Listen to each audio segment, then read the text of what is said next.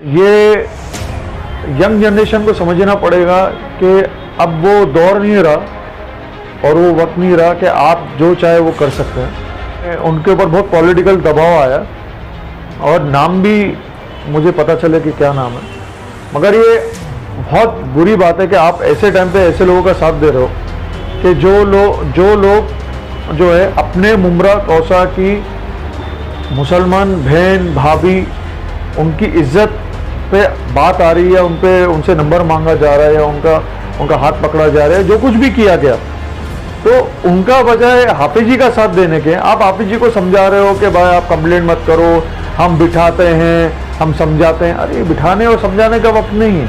तो जिन पॉलिटिशियनों ने फ़ोन किए हैं आपको तो उनको जाके पूछना पड़ेगा कि भाई तुम किस चीज़ से दब रहे हो, आपको क्या तकलीफ आ गई। आप एक हाफिज का चलो मैं तो बोलता हाफिज की भी बात नहीं, वो बेचारा फैमिली वाला आदमी अपनी बीवी और अपने बच्चों को लेके जा रहा है।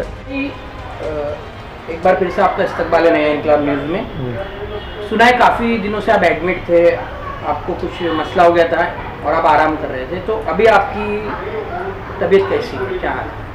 आदिल भाई, सबसे पहले तो मैं कोविड केस में एडमिट हुआ था, 10-12 दिन वेदांत में था मैं, और अभी मैं आया हूँ तो थोड़ा डॉक्टर ने कहा है आराम करने के लिए, इसलिए आपको फील्ड पे भी नहीं दिख रहा हूँ और लोगों को ऐसा लग रहा है ऑपोजिशन वालों को घर बैठा हूँ। नहीं, मेरी तबीयत ठीक नहीं थी, इसलिए अभी आया हूँ और मैं आराम कर रहा था। अभी ठीक है लगभग, इंशाल्लाह।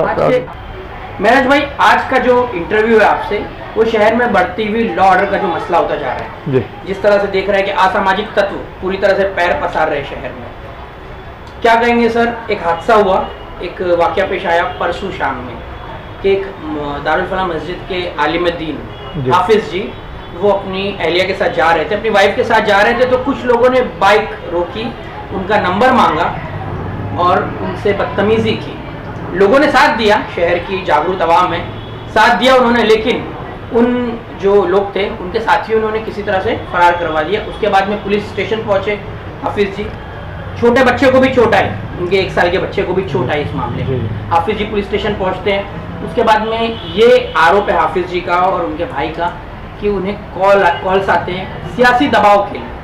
कौन लोग थे उन्होंने नाम नहीं लिया, लेकिन इस बारे में चर्चा भी बहुत शहर में हो रही है जब से ये न्यूज़ चली है। क्या कहेंगे सर? एक आलिम दीन महफूज नहीं है शहर में, क्या कहेंगे? सबसे पहली बात तो इस बात की मैं बहुत बड़े अफसोस के साथ निंदा करता हूँ, और मैं ये कहना चाहता हूँ कि बहुत जो मुमरा कौसा में और ख़ास करके अपने आलिम हाफिज जी के साथ हुआ है, बहुत गलत हुआ है। और ये यंग जनरेशन को समझना पड़ेगा कि अब वो दौर नहीं रहा और वो वक्त नहीं रहा कि आप जो चाहे वो कर सकते हैं। तीसरी बात ये कि मुझे ये बात कल ही पता लग गई थी, रात में ही पता लग गई थी जब ये हादसा हुआ और जो एफआईआर करने के लिए हाफिज जी पहुँचे और उनके ऊपर बहुत पॉलिटिकल दबाव आया और नाम भी मुझे पता चले कि क्या नाम है, मगर ये बहुत बुरी बात है कि आप ऐसे टाइम पे ऐसे लोगों का साथ दे रहे हो कि जो लोग जो है अपने मुमरा कौसा की मुसलमान बहन भाभी उनकी इज्जत पे बात आ रही है, उनसे नंबर मांगा जा रहा है या उनका हाथ पकड़ा जा रहा है, जो कुछ भी किया गया, तो उनका बजाय हाफिज जी का साथ देने के आप हाफिज जी को समझा रहे हो कि भाई आप कंप्लेंट मत करो, हम बिठाते हैं, हम समझाते हैं। अरे बिठाने और समझाने का वक्त नहीं है। हाफिज जी ने जो किया बिल्कुल सही किया कि उन्होंने एफआईआर दर्ज किया, पुलिस स्टेशन गए। आपका तो ये था कि आपको तो उनके कान पकड़ के ले जाके पुलिस स्टेशन में जमा करने का था, एक मैसेज जाता पूरे आवाम को और उन लोगों को जो ये गलत काम करते हैं कि भाई हमारे कोई बाप दादा का राज्य नहीं है, हमने जो किया वो गलत किया। सर आप उल्टा बढ़ावा दे रहे हो इस चीज़ को कि आप बुलाओगे, बिठाओगे, हाफिज जी को 2 बात करोगे, 2 बात उन लड़कों को करोगे, करके बोलेंगे कि अरे यार कुछ ही नहीं होता यार, खाली पॉलिटिकल को बड़ों को बीच में डाल दो और खाली समझा देते हैं, फिर जो चाहे मनमानी करेंगे। आज अगर उनकी बहू बेटी के साथ अगर होता तो वो क्या करते? पुलिस स्टेशन का जो उन्होंने बात कही है, पुलिस स्टेशन की पुलिस के रवैये पर भी उन्होंने बात कही है इसमें कि वहां पर भी आनाकानी की जा रही थी, नजरअंदाज करने की कोशिश की जा रही थी। ये वाकया हुआ 10 बजे और काफ़ी देर के बाद उनकी एफआईआर ली गई है, घंटों बाद उनकी एफआईआर ली गई। उस बीच में पॉलिटिकल दबाव भी हुआ, उनकी तस्वीरें भी निकाली गई, उन्हें धमकियां भी दी गई पुलिस स्टेशन के सामने। पुलिस ने साथ भी दिया उनका, पुलिस ने साथ भी दिया, लेकिन नज़रअंदाज पहले किया गया उनको। इस तरह का उनका ये कहना भी है। उनके साथ में देरी की गई उनका एक्शन लेने में। पुलिस ने तो देरी क्यों करी? क्योंकि वो पॉलिटिकल दबाव। तो वही सर, मैं वो बात पर आ रहा हूँ, क्या पॉलिटिकल दबाव कानून के लिए सही है? इस तरह होना चाहिए? मुमरा पुलिस स्टेशन के बारे में तो आप सुन ही रहे हैं कि किस तरह की बातें हो रही हैं। आदिल भाई ऐसा है कि कैसा है, आज अगर कोई बड़ा पॉलिटिकल, मैं क्यों ना हूं, अगर ये एक छोटा सा हादसा हुआ है और मैं इस बात को दबाने की कोशिश करता हूं, मैं वो तो कह रहा हूं, अगर दबाने की कोशिश करता हूं या उन्हें घर बुलवाता हूं या ऑफिस बुलवाता हूं या सेटलमेंट करने की कोशिश करता हूं, पुलिस स्टेशन अगर वो बंदा जाता है, पुलिस स्टेशन जाने के बाद मैं पुलिस पे दबाव डालता हूं या मैं डलवाता हूं या मैं फोन करके हाफिज जी को धमकी देता हूं, तो मैं आपको आज एक बात साफ बोलता हूं कि जमाना और मीडिया और हर एक चीज इतनी फास्ट हो चुकी है कि ये बातें छुपती नहीं है। आपको शायद ये बात पता नहीं है, कई ऐसे व्हाट्सएप ग्रुप में उनके जो नाम हैं वो उजागर हो गए। जिन लोगों ने कॉल किया था, जिन लोगों ने पॉलिटिकल प्रेशर डाला, उनके नाम आ चुके हैं सामने। अब वो छुपते फिर रहे हैं इधर उधर। अरे तो काम ही क्यों ऐसा करो जो तुम छुपते फिर रहे हो? आज मैं कहना चाहता हूं कि आपको क्या लगता है कि पुलिस वाले अपना मुंह बंद रखेंगे? आज पुलिस वालों ने हाफिज जी को नहीं बताया होगा कि किन किन के फोन आए, उनके नाम मते पते क्या हैं? मैं पॉलिटिकल की बात कर रहा हूं। तो आज उनकी इज्जत, आज उनका विकार उस हाफिज जी के सामने और लोगों के सामने क्या रहेगा कि आज उन्होंने किसका साथ दिया? आज उन्होंने सर, और दूसरी चीज ये कि उन लोगों का ये भी कहना था कि जब वो गए, उन लोगों से जिन लोगों ने भगाया उन आरोपियों को, उनके पास जब वो मिलने के लिए गए और ये कहा कि आपको तो हाफिज जी का साथ देना चाहिए, तो उनका कहना था कि जाइए, आपको जो करना है कर लीजिए। तो ये इतनी हिम्मत कहाँ से आ रही है? वहां से जहाँ पर ये वाकया हुआ, वहां से 2 मिनट की दूरी पर अमृतनगर की ब्रीच चौकी है। तो क्या है सर, ये क्या किस तरह के जो माहौल हो गया है शहर में? ये तो आपको मालूमात बाहर निकल के करना पड़ेगा। और जो जिन पॉलिटिशियनों ने फोन किए हैं, आपको तो उनको जाके पूछना पड़ेगा कि भाई तुम किस चीज से दब रहे हो, आपको क्या तकलीफ आ गई? आप एक हाफिज का चलो मैं तो बोलता हूं हाफिज की भी बात नहीं, वो बेचारा फैमिली वाला आदमी अपनी बीवी और अपने बच्चों को लेके जा रहा है, आपको एक फैमिली वाले का साथ देना। मैं ये नहीं कह रहा हूं कि अकेला हाफिज, एक ने कहा कि वह हाफिज साहब तो घुमा फिरा के बात कर रहे हैं, हाफिज साहब जो है ज़बरदस्ती किसी पे इल्ज़ाम लगा रहे हैं। मेरे से एक दो से बात हुई, मैंने उस पर से कहा कि एक तो पहली बात तो हाफिज है, पहली बात। दूसरी बात ये कि उसकी बीवी का मैटर है। कोई अपनी बीवी का बीच सड़क पे तमाशा बनाएगा क्या?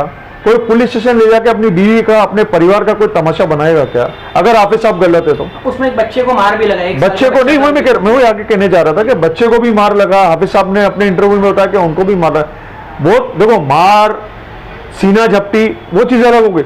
मैं तो सबसे पहला मेरा तो सवाल ये है उन बड़े बड़े पॉलिटिशियंस को जो आज उन लड़कों का साथ दे रहे हैं, क्या कोई अपने बीवी का, अपनी बेटी का, अपने परिवार का तमाशा बनाएगा क्या पुलिस स्टेशन के बाहर या बीच सड़क पे? अगर अकेले हाफिज साहब का कोई मैटर होता, पैसे का लेन देन होता या कोई घर का लेन देन होता, तो बात समझ में आती है कि मारम पिट्टी हो गई पुलिस से, वो तो रोज का चलता है। मगर कोई अपनी बीवी बच्चों का तमाशा बनाएगा क्या? बिल्कुल नहीं, बिल्कुल। तो आप वो एक फैमिली वाले को आप झूठा साबित कर रहे हो। तो इस मामले में आप, और मैं तो कहता हूं, आप जब इतने बड़े पॉलिटिशियन हो, आप बड़े बड़े ओहदों पर बैठे हो, या आपके जो कार्यकर्ता लोग हैं जो फोन कर क्या हाफिज साहब को धमकियां दे रहे हैं, अब आपकी ताकत ही खत्म हो गई। यानी आज वो 2 लड़के जो है आज वो आपके ऊपर हावी हो गए, आपसे बढ़कर हो गए आप। तो इस मामले में सर आप हाफिज किस कदर तक इस मामले में तो मैं ये कहना चाहूंगा कि मुझे बहुत ही अफसोस के साथ ये कहना पड़ा, ये पहले कभी नहीं हुआ। मैं साफ उन पॉलिटिशियंस को मैसेज देना चाहता हूं कि आप जो है, आप खुद आप एक पोस्ट पे हैं, आप अपने आप में एक पावरफुल आदमी हैं, आपको आवाम का साथ देना। जो मुमरा कौसा आपके ऊपर भरोसा करती है, आपको वोट देती है, आपको आगे बढ़ाती, आपको हमको उसका साथ देना। आज मैं भी पोस्ट पे हूँ, आज मैं भी नगर सेवक हूँ, आज मेरी आवाम जो मुझे चुन के दिए, आज अगर मेरी आवाम के साथ कुछ होगा मुझे उनके साथ देना, गलत को गलत ठहराना है और सही को सही ठहराना। मैं हाफिज साहब के साथ हूँ, मेरे को वो फैमिली वाला आदमी है, वो गलत पे है, सही पे है, मगर कोई अपनी बीवी का तमाशा करता नहीं। और मैं जो हूँ इस मामले में, अगर मेरे से जो भी बन पड़ेगा अगर हाफिज साहब के लिए, मैं खड़ा हूँ। महराज भाई, अब एक मुद्दे की जी बोलिए। जिस तरह से ये पूरा प्रकरण हुआ, ये मामला हुआ, निडर घूम रहे हैं वो लोग जिन्होंने ये किया, ये हिम्मत, ये ताकत उन्हें कौन दे रहा है, ये तो आपने दबे अल्फाज में बताने की कोशिश की है। दूसरी चीज सर, बढ़ता हुआ नशा और बढ़ती हुई जो एक तरह से देख रहे हैं कि पेरेंट्स की भी लापरवाही, और दूसरी तरफ कानून व्यवस्था का किसी ना किसी तरह से ढीला होना। जिस तरह की बातें आप चल रही है नशे को लेकर, आप जानते हैं कि कितना एक्सपोज अब तक हो चुका है, किस तरह से बातें चल रही है। मुमरा पुलिस स्टेशन के बाहर धरना भी लगा हुआ है। क्या कहेंगे सर, किस तरह से इसको खत्म किया जा सकता है? और हम किसी लोग कमेंट्स आप पढ़िए, पूरी तरह से एक सत्ताधारी पक्ष का नाम लिया जाता है। हम इल्जाम नहीं लगाएंगे, लेकिन ये दर हकीकत है, ये एक कड़वी हकीकत है कि इसे रोकने में भी सत्ताधारी पक्ष नाकाम है। सत्ताधारी पक्ष को मैं ये कहना चाहूंगा कि थोड़ा सा जो है ना, जरा अपने अतराफ में देख लें, अपने फैमिली में देख लें, अपने घरों में देख लें कि यंग लड़के क्या कर रहे हैं। मैं इंक्लूडिंग उनके लड़कों की भी बात कर रहा हूँ। आज ये नशा जो बिक रहा है, आज ये नशा इतना आम हो गया कि फोन पे ऑर्डर दो तो नशे की चीजें आ रही हैं और खूब मजे से कर रहे हैं। कोलंबिया बना दिया सर शहर, हाँ, पूरी तरह से। मगर कैसा है ना कि अगर आप अपने शहर को सही नहीं करोगे, आप अपने जो लोग शिकायत लेके आ रहे हैं, जो लोग जो ये आज मैं साल, 1.5 साल, 2 साल से जो सुना हो कि इधर नशा बिक रहा हो, आप जब तक इस पे एक्शन नहीं लोगे तो फिर ऊपर वाला एक्शन लेगा।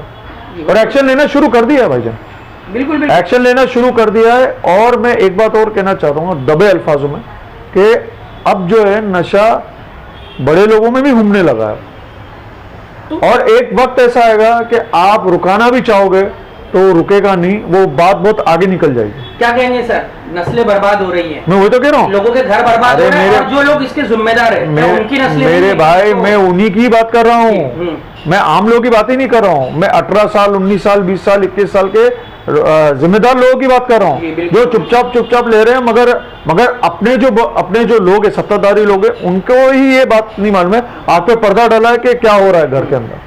और बीच में एक सोशल मीडिया पे काफी बेहतरीन हमने डायलॉग या उसे कहेंगे स्लोगन पढ़ा था। एक सवाल था वो कि एक 9th क्लास का बच्चा ड्रग डीलर तक पहुंच सकता है, लेकिन पुलिस नहीं पहुंच सकती। तो कहीं ना कहीं सर इसमें पॉलिटिकल इन्वॉल्वमेंट जरूर है, ये इस पर हमें सोचना होगा। और अंत में सर, नगर सेवक इलेक्शन के ताल्लुक से क्या आप आवाम से ये कहना चाहेंगे अपनी तरफ से कि वोट देने से पहले आप उस उम्मीदवार के बारे में ये टटोले कि उसने नशा खत्म करने के लिए कितनी कोशिश की? क्या कहेंगे, आपकी क्या राय है? ऐसा होना चाहिए?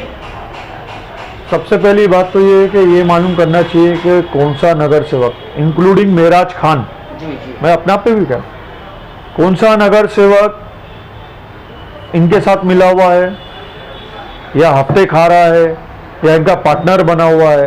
क्योंकि सबसे ज़्यादा पैसा जो है और सबसे ज़्यादा हफ्ताखोरी जो है इसी में चल रही है। आज नशा करना है तो किसी बड़े को पकड़ो, उनको हफ्ता दो, उनको पैसा दो, और आप जितना चाहिए वैसा इतना नशा करो, नशा बेचो आप। तो आपको तो खैर वो तो उसका भी ज़मीर जानता है, और आवाम भी कोई आग बंद करके नहीं बैठी। आवाम को भी अच्छे से मालूम है कि कौन नेता नशे की तरफ है, कौन नेता नशे से दूर है, और कौन नेता यानी हफ्ता खा रहा है या नशे को बढ़ावा दे रहा है या ऐसे लोगों को बढ़ावा दे रहा है। मैंने आपसे क्या कहा, एक छोटी सी बात, हाफिज साहब का परसों रात में ये कांड हुआ, और कैसा है, लोगों ने फोन किया कि मत करो, हमारे पास बैठो। उन्होंने क्या सोचा कि हम फोन करेंगे और ये बातें बाहर खुलेंगी नहीं। आपको मालूम है आधे घंटे के बाद मीडिया का दौर है, सोशल मीडिया में सब तरफ उनके नाम उजागर हो गए, सब तरफ उनके नाम एक्सपोज हो गए कि भाई फलाना आदमी, डिमका आदमी, यानी इसने जो है हाफिज साहब को फोन कर करके बोला कि हम हमारे पास आओ और हम इस बात को जो है यही रफा दफा करता है। तो बहुत बहुत शुक्रिया महराज भाई आपका कि आपने इस मुद्दे पर बात की है। शुक्रिया। उम्मीद करेंगे कि आपके थ्रू या आपके साथियों के थ्रू, जिस तरह से हम जानते हैं कि आपका जो आपके वालिद साहब है जनाब नईम नज़ीर खान, एक सीनियर लीडर है शहर के, हमेशा उन्होंने इन मुद्दों पर बातें करने की कोशिश की है, हमेशा से कोशिश की उन्होंने कि इसके लिए शहर के आवाम को जागरूक किया जाए। तो उम्मीद करेंगे कि आप भी उस बात को लेकर आगे चलें। बिल्कुल। और आवाम से मैं अपील करना चाहूँगा कि जब आप अगली बार वोट डालने जाएं तो देखें कि आपके उम्मीदवार ने आपकी नस्लों को बचाने के लिए, यानी कि इस नशे को खत्म करने के लिए जो शहर में सबसे बड़ा मुद्दा है, इसके लिए क्या किया है, क्या इकदाम किए।